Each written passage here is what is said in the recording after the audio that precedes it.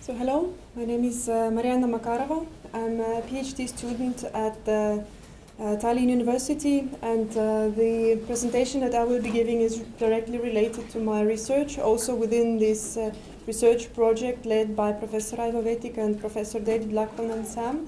I'm also the head of research direction in MISA, the organization that has invited all of you to this conference.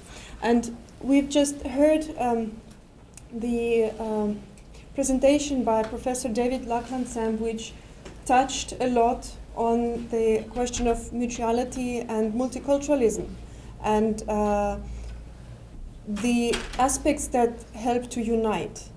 What is also important to see what are the aspects that tend to divide. And in order to research and focus on these questions and these issues, in another part of DIMA research, DIMA is the code name for our research project, we have focused on the number of questions and issues which tend to polarize the society or divide the, in Estonian context, the Russian and Estonian cultural groups. And to research that, we used the principle of using narrative as the cultural narrative, or kind of narrative touching the questions of history, economics, etc. And we operationalized it into through a questionnaire to be able to use it not as a qualitative research method where you just listen to the stories and then you analyze them. But we built the questionnaire in a way that it would include these different parts, but would be based on the standard questions which were replied by 500 Estonian and 500 Russian respondents. It's the same data that Professor Aivo Vetik was speaking about. And we asked questions that were related to these 8 topics: education, Russian-speaking education, opinion on the effects of the Soviet Union, whether it was positive or negative, the view on Estonian history, the question of occupation, possibilities at labor market, representation in government institutions, perception of crisis in Ukraine, and attitudes towards singing festival. The bold is one topic that I will be focusing my presentation on, to just single out this specific, but because the data is vast. So in this questionnaire, what we did, we started with a very simple question, which was replied by everyone, the same question. Do you think Estonia was occupied by the Soviet Union, or do you think whether Estonia joined Soviet Union voluntarily? And this, here you see the responses. The red are the Estonian responses. Here is people who say that it was definitely definitely occupation, rather occupation, rather voluntary accession, and definitely voluntary accession.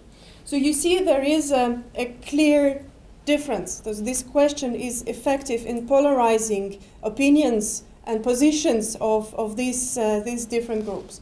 What is interesting is that Estonian respondents are quite clear. The 90% were supporting one position on this question, and the Russian-speaking respondents are more diverse in their opinions. There are more people who have moderate opinion on this topic.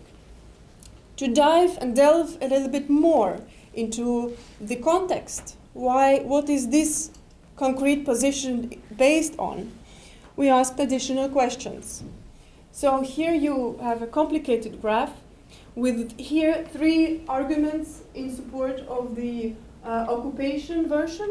One saying that occupation is in accordance with the historical facts, saying that this opinion or this position contributes to security of Estonia, and here that this is necessary for the better integration of Estonian society. Here are also 3 arguments in support of the voluntary accession position opinion. It is in accordance with historical facts. Identical question, but towards the other position. It helps to avoid confrontation between Estonians and Russians. And it is necessary for the better integration of Estonian society. identical question. And again, we have red are the Estonian responses, and green are the Russian responses.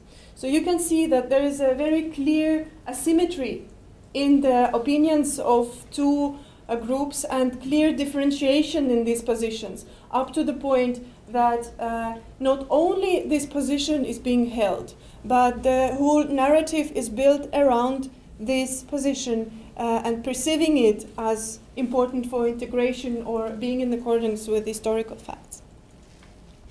But what is significant is that we don't have black and white division. We do have also Estonian respondents agreeing with these factors. We do have Russian-speaking respondents agreeing with these factors.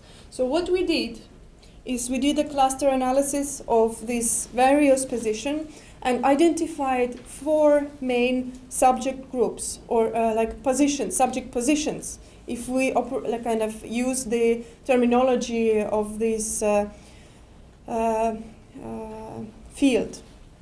And we call them open and close for the Estonian case and open and close for the Russian case or Russian-speaking case. They coincide to some extent to these self-explaining or accusative positions mentioned by Raivo, but we feel that in this particular case, which is related to history, it's important to deal with the more neutral terminology of open and closed position.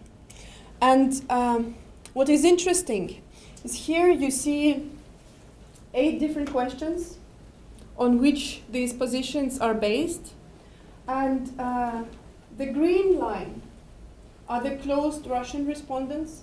The blue line are the closed Estonian respondents.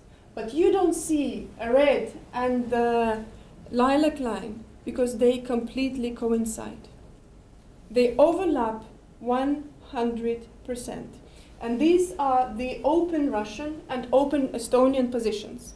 So we do have one of the results or conclusions, we do have quite large common ground, even in such polarizing and very critical and acute questions as the question of occupation.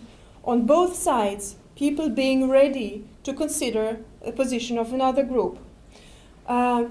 We could ask and we could discuss at some point, why do on media or in public discourse the critical opinions or the kind of radical or opinions dominate? But that's another issue. Here we want to look at the facts or analysis of the survey data.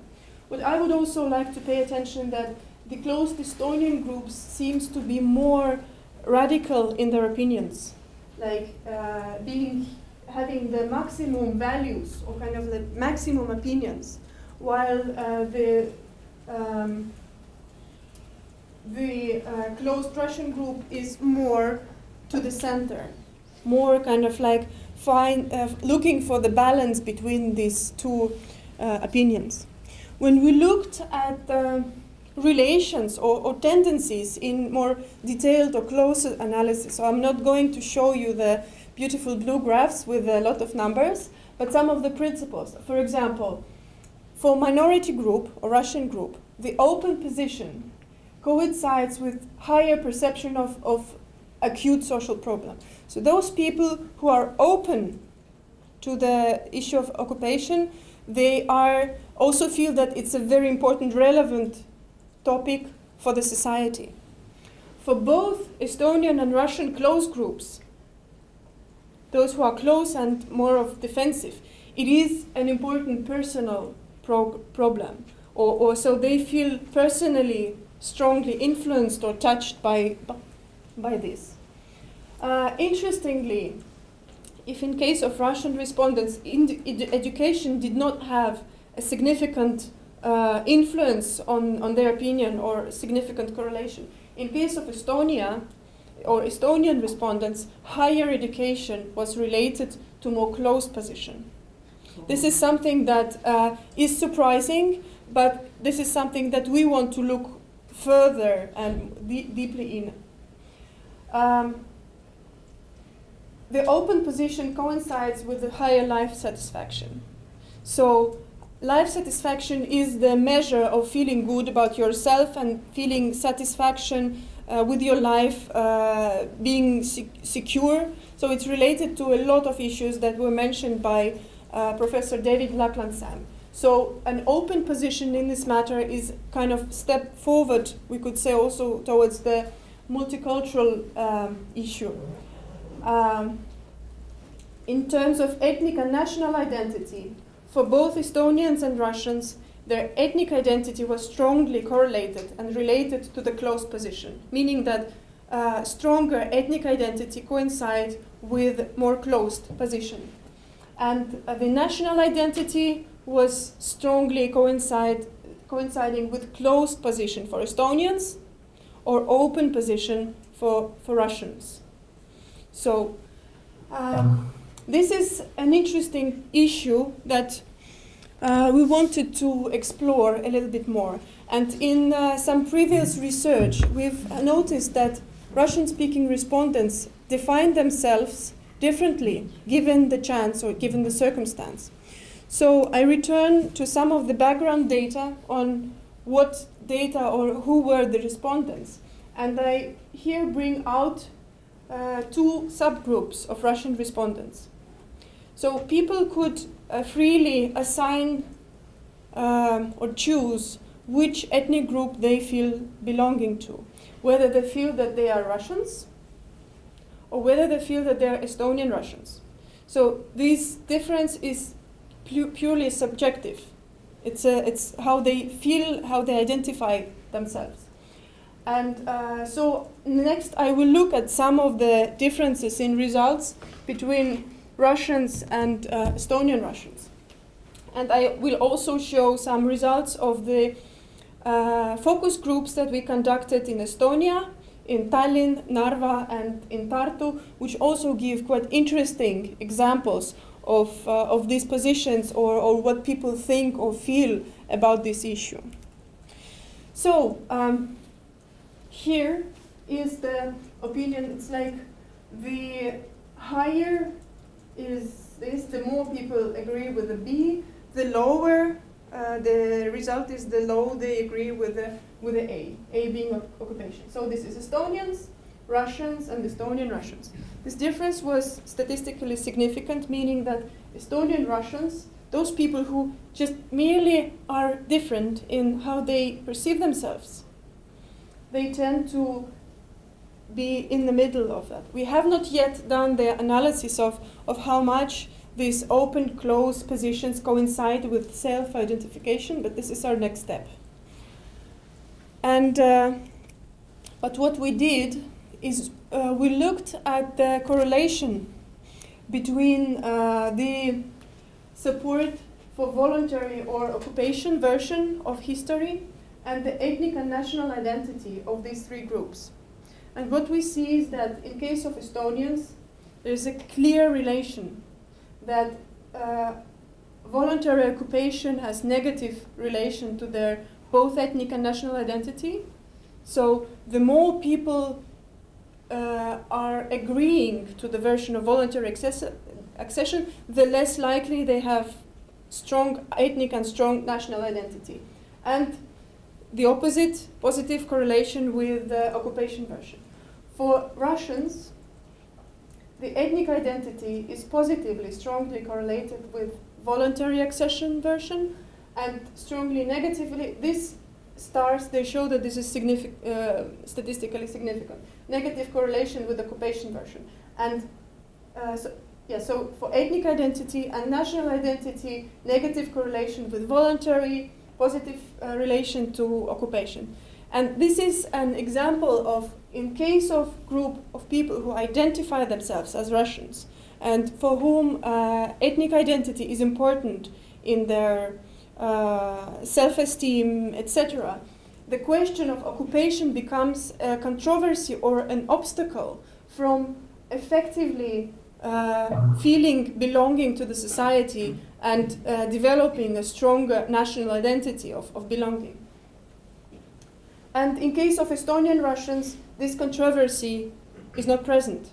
there is a certain positive correlation between national identity and occupation version, but it's not as strong or significant as statistically as in case of Estonians or Russians. So this I have mentioned. So to use the time and to leave us a bit of question for general discussion, just a few examples from the focus group interviews that we did with Estonians and Russians and these are the questions that we have asked about what the meaning of this controversy in their opinion, about to what extent they think it affects public image. And then as it goes with focus groups, people do not give yes or no replies as in a questionnaire, but it's an open discussion. So we singled out some of the responses that are interesting. Like, for example, first is the reactive orientation, kind of like defense orientation or position that against this. The message, why make us into enemies, occupants, or invaders and aggressors? Expressing quite widespread view or kind of also illustrating this controversy between the question of history in this respect and the role of this ethnic group. And also kind of reactive, being proud despite everything. So I will focus on this positive outside. Or perception of unfairness. So first of all, unfairness in terms of we stood in the same line with Estonians. So we are as much a part of independence as other groups, but why this circumstance is not raised on forefront of or kind of possibly inclusive. But another also position of what Soviet Union did for Estonia. I will come to Estonians' positions as well.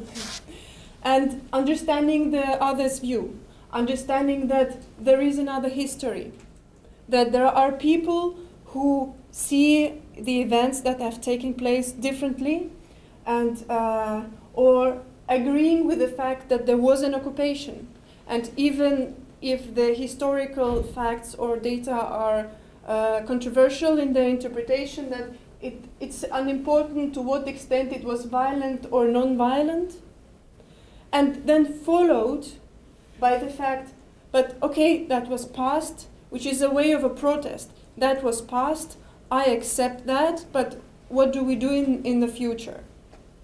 So, and from Estonian respondents, for example, also supporting their own position. I think it's very insulting if someone says we joined voluntarily. So the question of independence and freedom and strive for freedom is an important cornerstone for Estonian identity and national identity. And so the possibility of even putting under question the issue of voluntary occupation is taken personally as insulting. It's a very emotional reaction. Or I learned it in school that Estonia was occupied. I believe and I want to believe it, which is both emotional and also expression explaining the context that in a way also helps to define certain positions. And also explaining that as long as there are close generation that suffered from a certain regime and that influenced people, people will be having these negative attitudes. But also in Estonians, understanding of position of the other group. So understanding the difference between the regime and the ethnic group or the persons. So it is completely the question of the regime. We should take away the national question from there, differentiating the regime and the nationality of people who have to carry the burden. or understanding that Russian people are resentful when someone calls them invaders, and they do not want to acknowledge the question of occupation if it's tied to their personality and leaves a certain mark on their identity, which is on an emotional level, we all can understand and relate to that. And future orientation. I on purpose don't put any nationality here. Maybe also to send out this message that we don't want to be stuck in some mutual accusation which reproduce the conflict that is an obstacle from actually building this mutual acceptance and relation, etc. It is an obstacle for a minority group to be secure and feel security. And we just spoke that according to multicultural hypothesis, which works in Norway, the feeling of security is very significant for both our in-group feeling and for both trust towards the other group that you live with. And it's proper time to stop this internal conflict. So, to conclude, speaking of all the results that I had the opportunity to present, first of all, this relational approach of looking at the field and looking at the divisions or internal divisions, not just compare Russians with Estonians in kind of like in some generalized pot where everything is melted together and you don't see the details, but to look at the differences within each groups and look not only at what drives them apart, but also at the commonalities. It's effective in actually understanding better the dynamics of particular issues that are very important in defining intercultural relations. So the open versions, we do have a large common ground. Even though we have differences, even though we have very difficult, controversial questions, we do have the common ground. Historical narrative is an instrument that can be used to divide, and the greatest sin is when this interest is used for short-term political gain. Let's hope it's not, because it's very effective, because the other data shows it speaks to the emotions of people. And once emotions rule, the rational thinking often doesn't come to effect or is put on the background. And the hyphenated Estonian-Russian identity is an interesting phenomenon. Interestingly, when you speak to a person on the street, and you ask, are you Estonian-Russian? Mostly people don't say that. But if you ask the questionnaire and give people an opportunity to position themselves on the paper as Russians or Estonian Russians, those who choose this double identity, they behave, think, and feel quite differently. And in different research, it's 1/4 to 1/3 of respondents who develop in Estonian context this Estonian Russian identity. So thank you from me, and let's use 10 minutes or how much else for the discussion.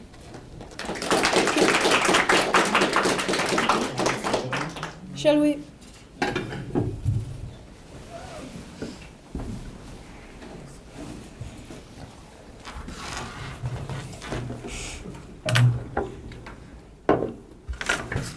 Okay, please, questions and comments. We have about 10 minutes, 10-15 minutes.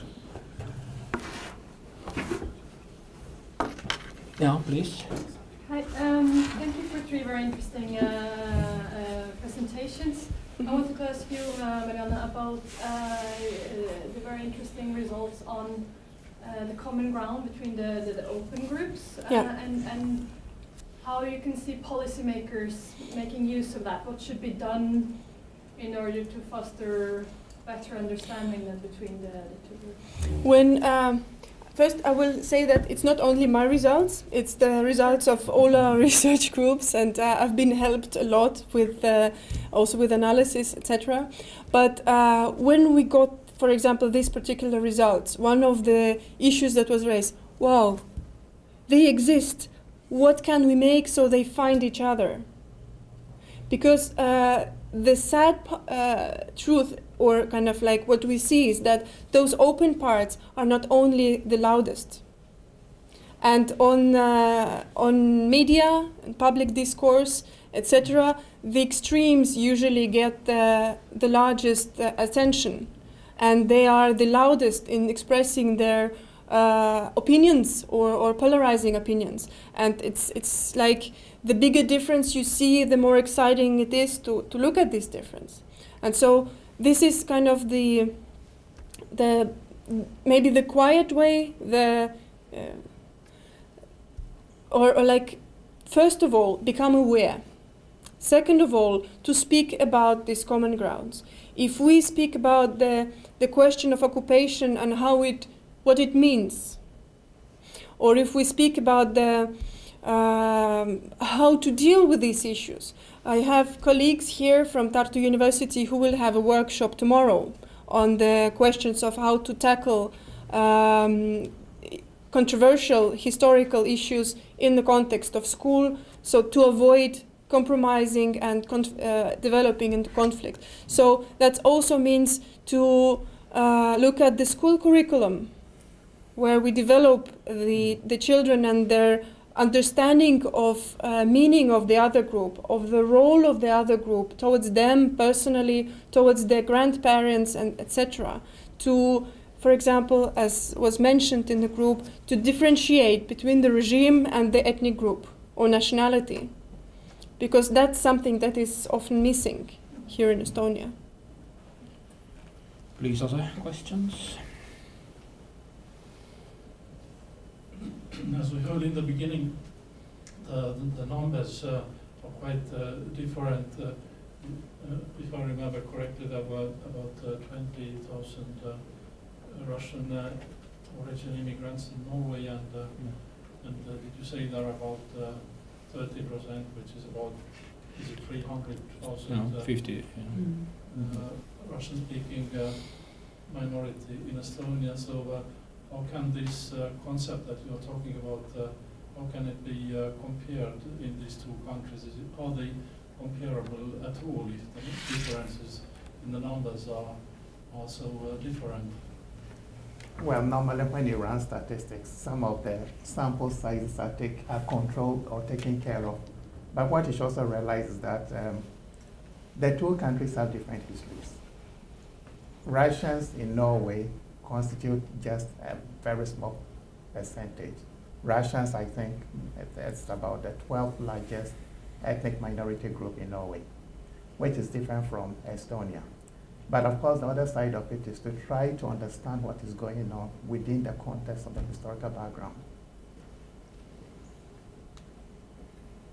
And maybe I would like to add, actually this is one of our innovations, bringing in field theoretical, kind of sociological approach. We say that what is going on in intercultural relations is construction of certain types of boundaries. And we claim that Russians in Estonia do it in one way, and we study it in both cases, though, so there is no problem regarding the number as far as we have representative samples. Samples are quite big in these countries, so what we received is patterns of mutual positioning between majority and minority group, and this is an object of our analysis. So I would argue that this is a kind of new dimension which is brought into comparative research based on the concept of asymmetry, structural asymmetry of acculturation field. Our preliminary research and intuitive knowledge tells us that these countries are very different, and our study confirms and gives detail to that. We see that Norwegian society is much more open, and we just study how it works out in respect of mutual positioning.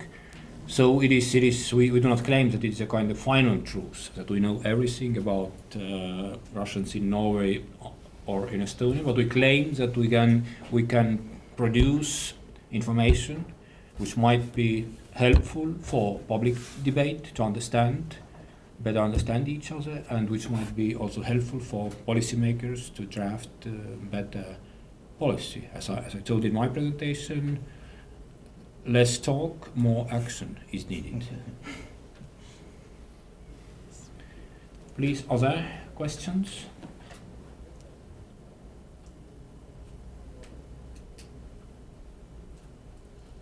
It seems that everything is clear. We succeeded. Oh, very We confused. succeeded to explain everything. Thank you very much for your Thank you. attention.